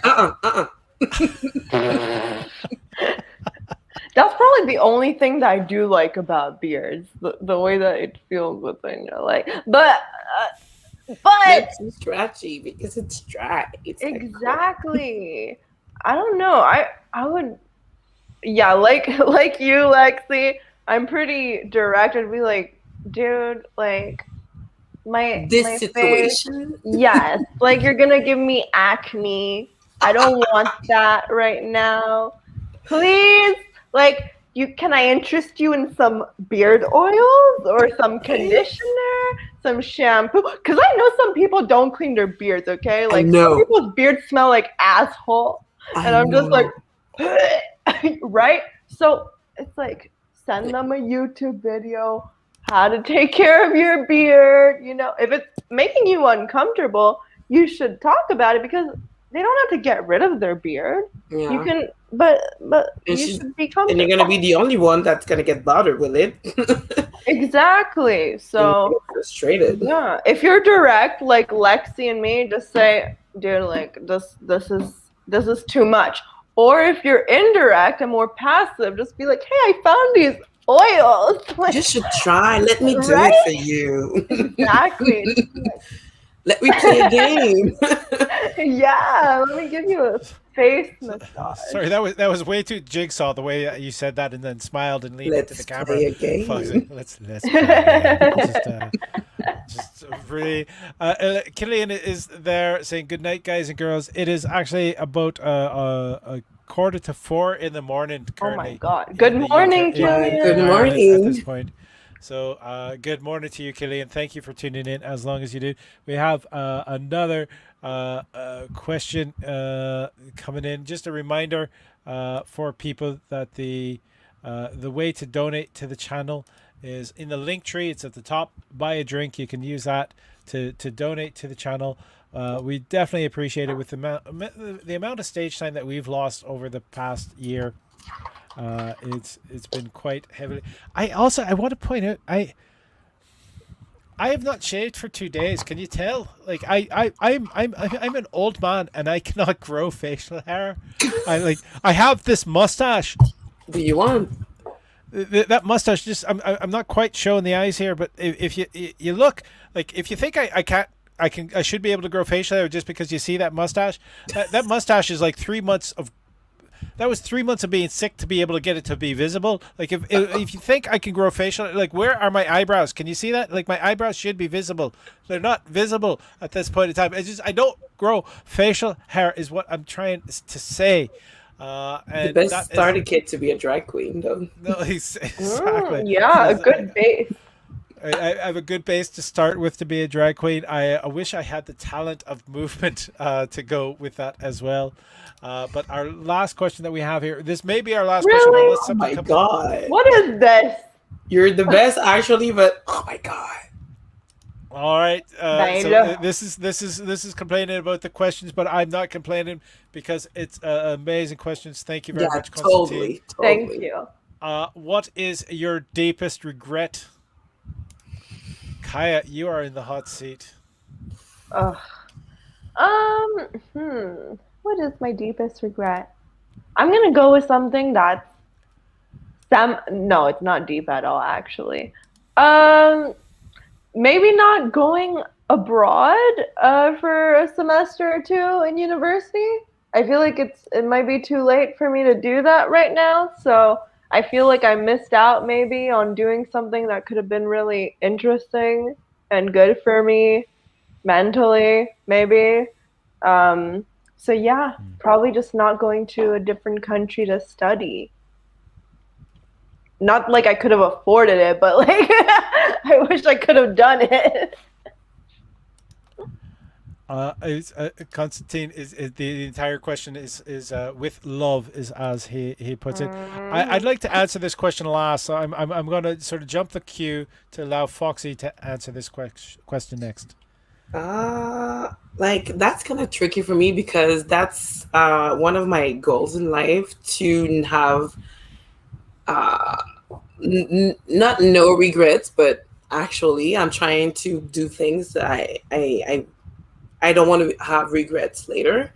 But I think maybe realizing earlier that when I was young, my relationship was toxic, and started burlesque earlier. But at one point I realized that sometimes you have a path that you need to go into, and that builds the force inside of me.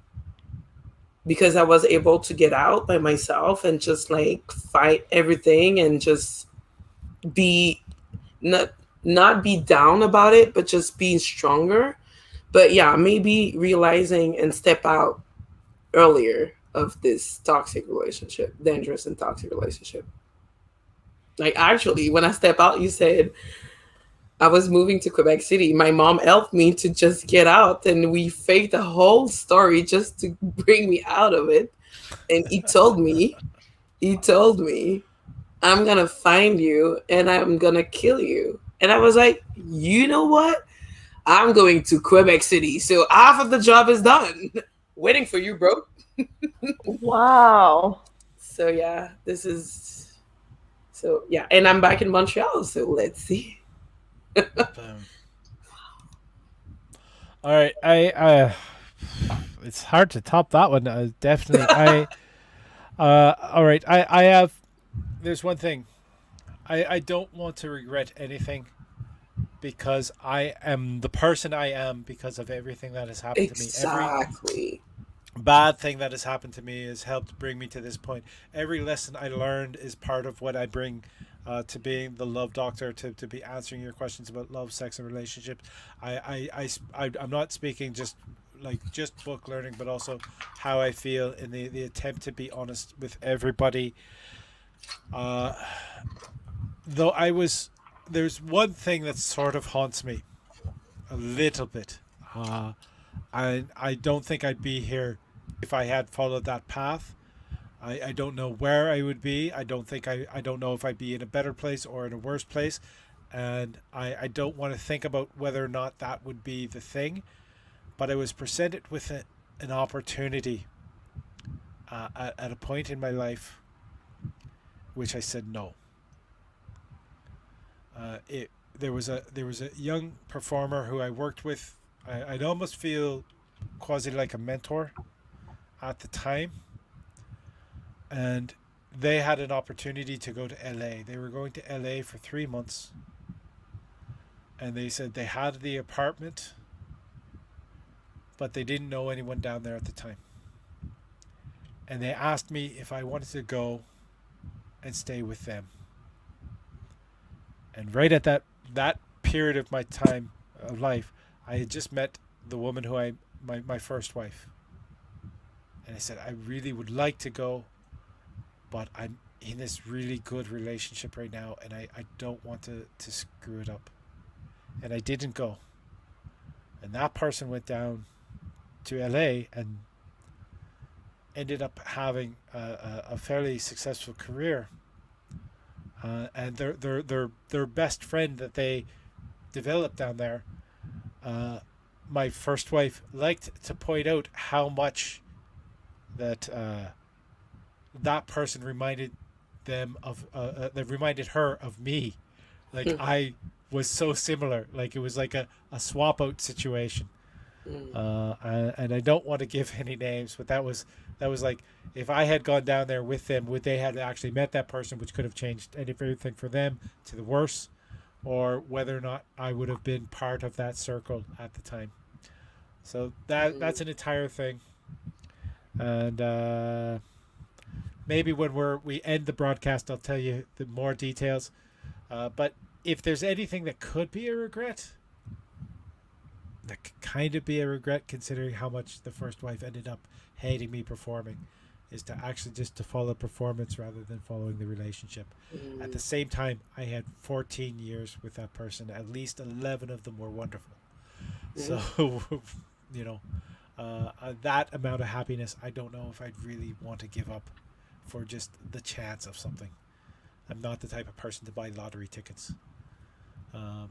So that said, both of you got very quiet. I don't know if I'm mumbling into the microphone at this point in time because I'm not sure if I just brought it down too serious. We don't have any more questions at this point in time, but we're here. The little donate button is going along the bottom.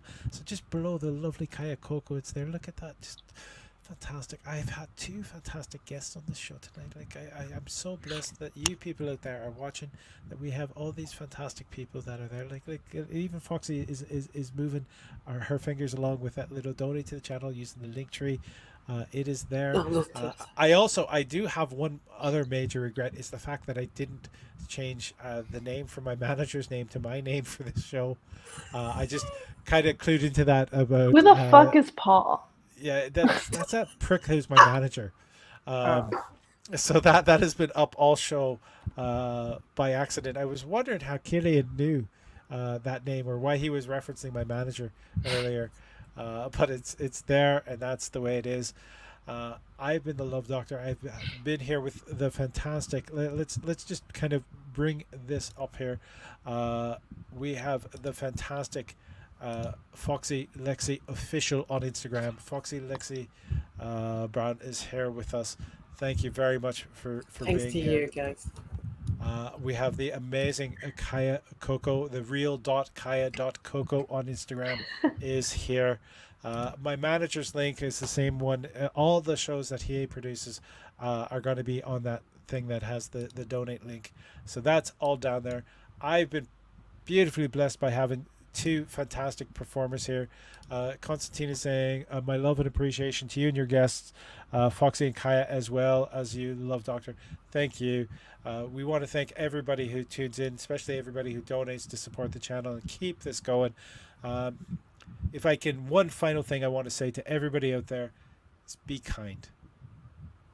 Be kind. That's what brings us out. Even if you're dealing with conspiracy theorists, right? You know, and if people don't want to be kind to you, either engage them or cut them off, because you don't deserve to have people not being kind to you. So engage them to try to find out why they don't want to be kind to you, and because when most people are confronted as to why they don't want to be kind, then they realize that they're assholes and they will work to fix it, because no one wants to think of themselves as a villain. That is my final thought for tonight. I'm so very happy that I had the both of you here tonight. I almost forgot. I asked you to remind me something, and I almost forgot to mention it. Sweet. There is we made the big announcement last week. The Voix de Ville variety show is coming back as of July 21st. It will be live at the Wiggle Room in Montreal, and I will be hosting that first episode, the first show that's coming back. There's an amazing lineup of people, but that will be a Wednesday night, and that means I can't be here if I'm hosting that. So we're starting out with practice next week. The Love Doctor Livestream is going to be happening earlier. We are moving permanently to Sunday nights at 9 p.m. So same time, different day, Sunday at 9 p.m. Our first show, if I'm just going to pop this up here very quickly, our first show is going to be Sunday, the 4th of July, just doing it for the Americans on that point, with the amazing Misty Portugal and Winona J. Fox. It'll be episode 63 of the Love Doctor Livestream, 9 p.m. on Sunday, July 4th. And that will be happening. Huge love and thank you to both of my wonderful guests on this show. I love you all.